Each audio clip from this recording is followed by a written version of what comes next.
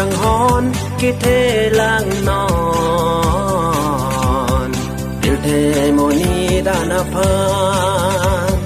Ranam E Kanghon Kethe lang non Ilthe moni danapan Kisung pentai pezo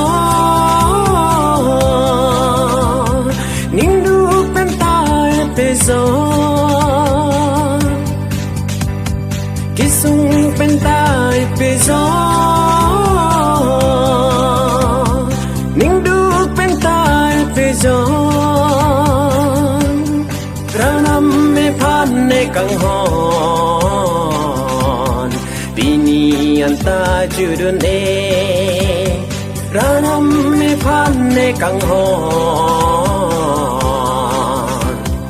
Injin so si ing hon ve Ranam E Kanghon Kethe lang non Ilthe moni danapan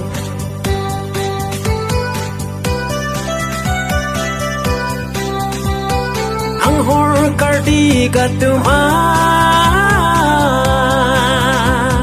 Vang non Jesu aking ri Papen pijau jisi Bini nang hang lo nang pan Bisi sing chi pi du ma bong Neng non jisu apan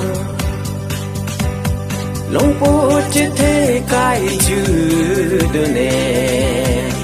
Non Jisu apan Ranam E Kanghon Kethe lang non Ilthe moni danapan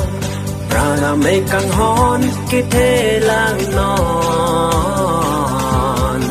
Ilthe moni danapan Ranam E Kanghon Kethe lang non Ilthe moni